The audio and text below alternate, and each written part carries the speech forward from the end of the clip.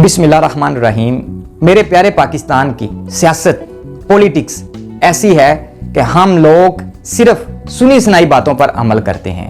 अगर एक इंसान ने व्लॉग बना दिया तो हम सब भूल जाते हैं और उसी व्लॉग पर तबसरे करने शुरू कर देते हैं। चाहे वो इंसान झूठ बोल रहा है, चाहे वो इंसान सच बोल रहा है, लेकिन हम बगैर किसी तस्दीक किए उस काम के पीछे लग जाते। कुछ दिन पहले एक व्लॉग किया मेजर आदिल राजा ने।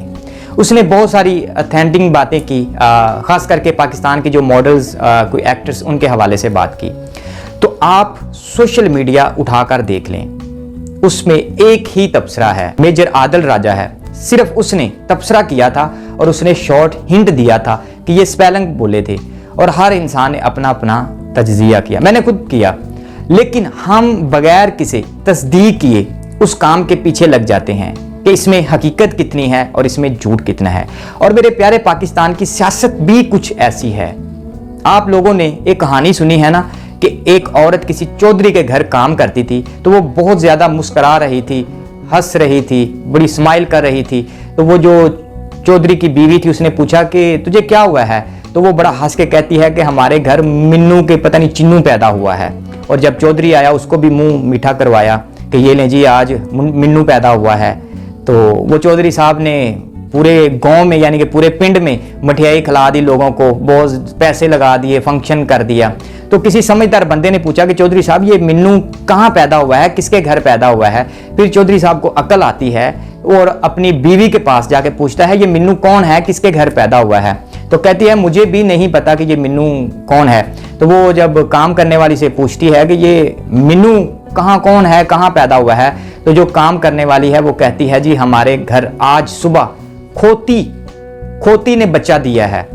तो वो चौधरी साहब भी पागल हो जाता है और चौधरी साहब की जो बीवी है वो भी पागल हो जाती है। मेरे पाकिस्तान की जो सियासत है वो भी इस कैटेगरी में ही आती है, क्योंकि यहाँ पर भी बहुत सारे खोते हैं, कम अकल हैं, पाकिस्तान के गद्दार हैं, पाकिस्तान के चोर हैं, पाकिस्तान के गरीब लोगों का माल लूटकर बाहर के मुल्कों में ले जाते हैं। और मेरे प्यारे पाकिस्तान की सियासत भी कुछ इस तरह की है। और जिस कंडीशन में मेरा प्यारा पाकिस्तान खड़ा हुआ है, जिस हालात में खड़ा हुआ है, और जो पाकिस्तान के अंदर हालात हैं, जो गरीब लोगों के हालात हैं, वो आप बखूबी जानते हैं कि पाकिस्तान के हालात कैसे हैं।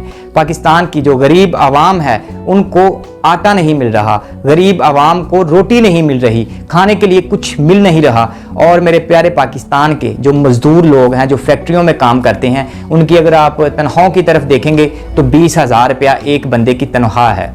अब 20,000 रुपए में एक बंदा अपने घर को कैसे चला सकता है? अगर जिसके 2-3 बच्चे हैं वो अपने घर को कैसे मैनेज कर सकता है? जो गरीब इंसान है वो अपने बच्चों को 20,000 का तो दूध पिला देता है, तो वो अपने बच्चों को खाना कहाँ से खिलाएगा? वो अपने घर के किराए का अखराजात कैसे पूरे करेगा? वो अपने घर के बिजली के बिल कैसे पे करेगा?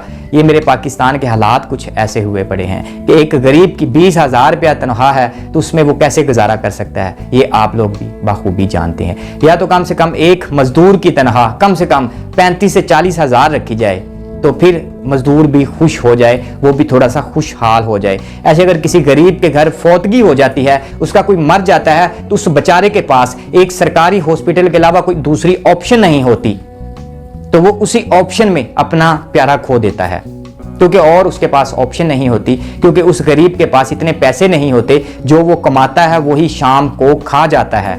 तो अगर किसी की शादी हो या किसी की उसके घर में कोई ऐसी मुसीबत आ जाए तो वो अपने घर की ज़रूरियात को पूरा नहीं कर सकता। ये मेरे पाकिस्तान के हालात हैं, ये गरीब के हालात हैं।